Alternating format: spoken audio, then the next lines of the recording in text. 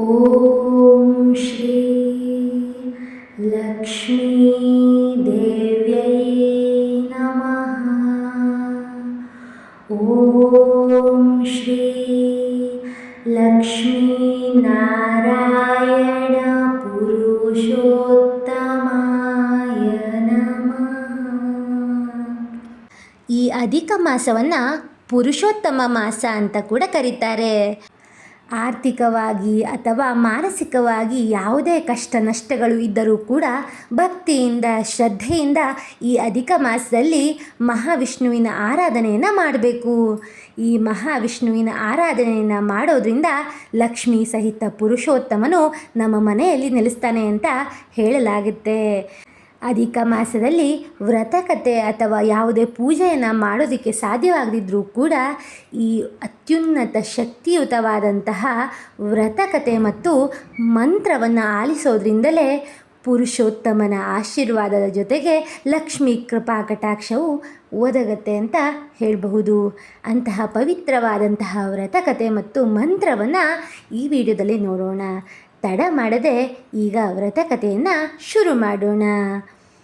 ಒಂದು ಊರಿನಲ್ಲಿ ಒಬ್ಬ ಬಡ ಬ್ರಾಹ್ಮಣ ದಂಪತಿ ವಾಸ ಮಾಡ್ತಾ ಇರ್ತಾರೆ. ಅವರು ಮಹಾವಿಷ್ಣುವಿನ ಪರಮ ಭಕ್ತರಾಗಿರ್ತಾರೆ.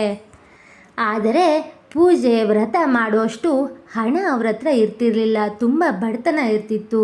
ದಿನಕ್ಕೆ ಆಗುವಷ್ಟು ಅನ್ನ ಮಾತ್ರ ಅವರು ದುಡಿತಾ ಇದ್ದರು. ಅದರಿಂದನೇ ಅವರ ಬದುಕು ಸಾಗ್ತಾ ಇತ್ತು. ಆ ಬ್ರಾಹ್ಮಣನ ಹೆಸರು ಹರಿದಾಸ. ಅವನ ಪತ್ನಿ ಲಕ್ಷ್ಮಮ್ಮರಾಗಿರ್ತಾರೆ. ಇಬ್ಬರೂ ಕೂಡ ಪ್ರತಿದಿನ ಮಹಾವಿಷ್ಣುವನ್ನು ಭಕ್ತಿಯಿಂದ ಪೂಜೆ ಮಾಡ್ತಾ ಇರ್ತಾರೆ. ಆದರೂ ಕೂಡ ಅವರ ಜೀವನದಲ್ಲಿ ಅನೇಕ ಕಷ್ಟಗಳು ಇರ್ತವೆ. ಮನೆಯಲ್ಲಿ ತೀರಾ ಬಡತನ, ಸಾಲದ ತೊಂದರೆ, ಮಕ್ಕಳಿಗೆ ಆಹಾರದ ಕೊರತೆ, ಇತರೆ ಆರೋಗ್ಯದ ಸಮಸ್ಯೆಗಳು ಕೂಡ ಅವರ ಮನೆಯಲ್ಲಿ ಇರ್ತದೆ. ಇದರಿಂದ ಲಕ್ಷ್ಮಮ್ಮ ಒಂದು ದಿನ ದುಃಖದಿಂದ ಕೇಳ್ತಾರೆ, ನಾವು ದೇವರನ್ನು ಇಷ್ಟು ಭಕ್ತಿಯಿಂದ ಪೂಜೆ ಮಾಡ್ತೇವೆ, ಆದರೂ ಕೂಡ ನಮ್ಮ ಕಷ್ಟಗಳು ಯಾಕೆ ಕಡಿಮೆ ಆಗ್ತಿಲ್ಲ ಅಂತ ಹೆಂಡತಿ ಕೇಳ್ತಾಳೆ. ಅದಕ್ಕೆ ಗಂಡನು ಶಾಂತವಾಗಿ ಉತ್ತರಿಸ್ತಾನೆ, ದೇವರು ನಮ್ಮನ್ನು ಪರೀಕ್ಷೆ ಮಾಡ್ತಿರಬಹುದು. ಭಕ್ತಿಯನ್ನು ನಾವು ಎಂದಿಗೂ ಕೈ ಬಿಡಬಾರ್ದು. ಭಕ್ತಿಯಿಂದ ದೇವರನ್ನು ಬೇಡಿಕೊಳ್ತಾ ಇದ್ದರೆ ಒಂದಲ್ಲ ಒಂದು ದಿನ ಮಹಾವಿಷ್ಣುವಿನ ಕೃಪೆ ನಮ್ಮ ಮೇಲೆ ಖಂಡಿತ ಬಂದೊದಗುತ್ತೆ ಅಂತ ಹೆಂಡತಿಯನ್ನು ಸಮಾಧಾನ ಮಾಡ್ತಿರ್ತಾನೆ. ಹೀಗೆ ದಿನ ಕಳೆಯುತ್ತಾ ಇದ್ದಂತೆ ಒಂದು ದಿನ ಸಂಜೆಯ ಸಮಯದಲ್ಲಿ ಒಬ್ಬ ವೃದ್ಧನಾದಂತಹ ಸಾಧು ಅವರ ಮನೆಯನ್ನು ಪ್ರವೇಶಿಸ್ತಾರೆ. ದಂಪತಿ ಬಡವರಾದರೂ ಕೂಡ ಆತಿಥ್ಯವನ್ನು ನೀಡ್ತಾರೆ.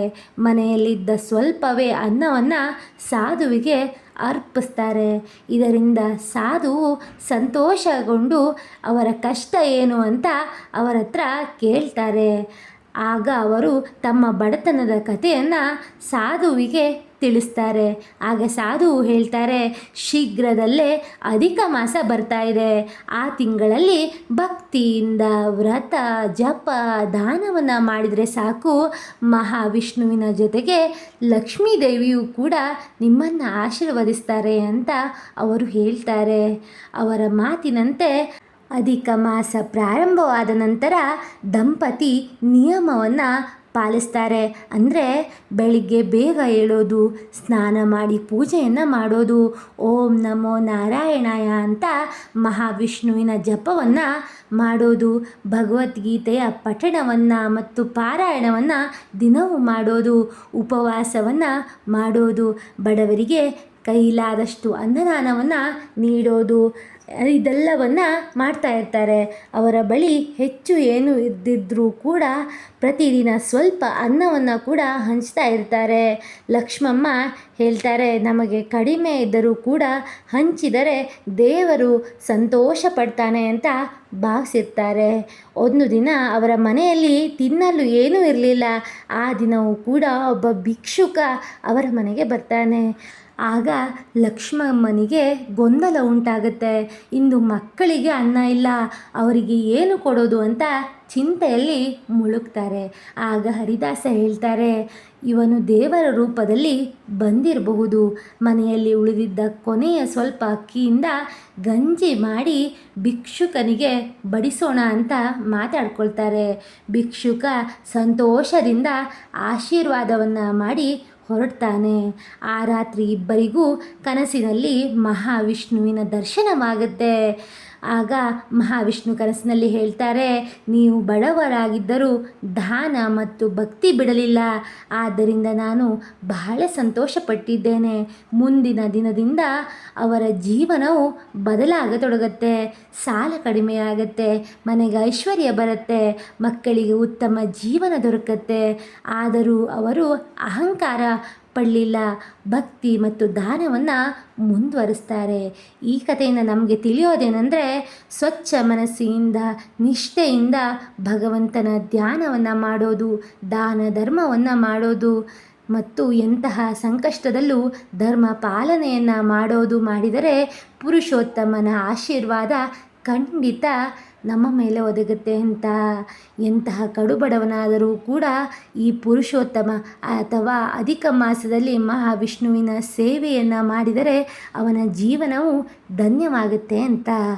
ಈಗ ಬಡವನು ಕೂಡ ಸಿರಿವಂತನಾದಂತಹ, ಕಷ್ಟವೂ ಕೂಡ ಕರಗಿದಂತಹ ಕಥೆಯನ್ನು ಕೇಳಿ ಆಯಿತು. ಈಗ ಮಂತ್ರದ ಪಠಣವನ್ನು ಕೂಡ ಆರಂಭಿಸೋಣ. ಓಂ ಶ್ರೀ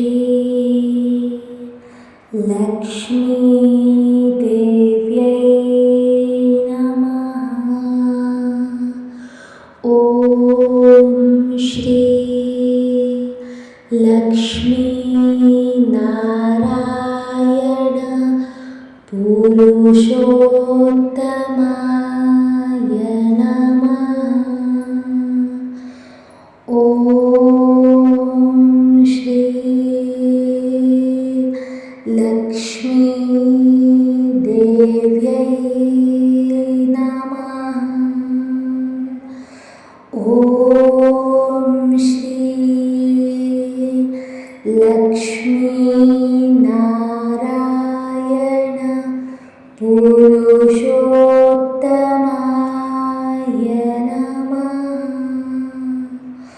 ಓಂ ಶ್ರೀ ಲಕ್ಷ್ಮೀ ದೇವ್ಯೈ ನಮಃ. ಓಂ ಶ್ರೀ ಲಕ್ಷ್ಮೀ ನಾರಾಯಣ ಪುರುಷೋತ್ತಮಾಯ ನಮಃ. ಓಂ ಶ್ರೀ ಲಕ್ಷ್ಮೀ ದೇವ್ಯೈ ನಮಃ. ಓಂ ಶ್ರೀ ಲಕ್ಷ್ಮೀ ನಾರಾಯಣ ಪುರುಷೋತ್ತಮಾಯ ನಮಃ. ಓಂ ಶ್ರೀ ಲಕ್ಷ್ಮೀ ದೇವ್ಯೈ ನಮಃ. ಓಂ ಶ್ರೀ ಲಕ್ಷ್ಮೀ ನಾರಾಯಣ ಪುರುಷೋತ್ತಮಾಯ ನಮಃ. ಓಂ ಶ್ರೀ ಲಕ್ಷ್ಮೀ ದೇವ್ಯೈ ನಮಃ. ಓಂ ಶ್ರೀ ಲಕ್ಷ್ಮೀ ನಾರಾಯಣ ಪುರುಷೋತ್ತಮಾಯ ನಮಃ. ಓಂ ಶ್ರೀ ಲಕ್ಷ್ಮೀ ದೇವ್ಯೈ ನಮಃ.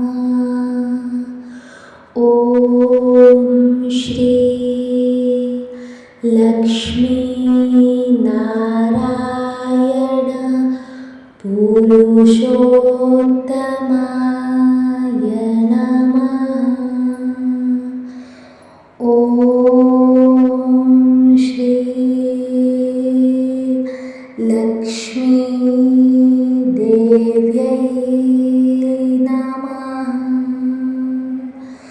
ॐ श्री लक्ष्मीनारायण पुरुषोत्तमाय नमः। ॐ श्री लक्ष्मीदेव्यै नमः। ॐ श्री लक्ष्मीनारायण पुरुषोत्तमाय नमः। ॐ श्री लक्ष्मीदेव्यै नमः। ॐ श्री लक्ष्मीनारायण पुरुषोत्तमाय नमः।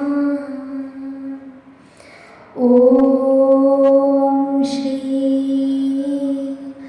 लक्ष्मीदेव्यै नमः। ॐ श्री लक्ष्मीनारायण पुरुषोत्तमाय नमः। ॐ श्री लक्ष्मीदेव्यै नमः। ॐ श्री लक्ष्मीनारायण पुरुषोत्तमाय नमः। ॐ श्री लक्ष्मीदेव्यै नमः। ॐ श्री लक्ष्मीनारायण पुरुषोत्तमाय नमः। ॐ श्री लक्ष्मीदेव्यै नमः। ॐ श्री लक्ष्मीनारायण पुरुषोत्तमाय नमः। ॐ श्री लक्ष्मीदेव्यै नमः। ॐ श्री लक्ष्मीनारायण पुरुषोत्तमाय नमः। ॐ श्री लक्ष्मीदेव्यै नमः। ॐ श्री लक्ष्मीनारायण पुरुषोत्तमाय नमः। ॐ श्री लक्ष्मीदेव्यै नमः। ॐ श्री लक्ष्मीनारायण पुरुषोत्तमाय नमः। ॐ श्री लक्ष्मीदेव्यै नमः। ॐ श्री लक्ष्मीनारायण पुरुषोत्तमाय नमः। ॐ श्री लक्ष्मीदेव्यै नमः। ॐ श्री लक्ष्मीनारायण पुरुषोत्तमाय नमः। ॐ श्री लक्ष्मीदेव्यै नमः। ॐ श्री लक्ष्मीनारायण पुरुषोत्तमाय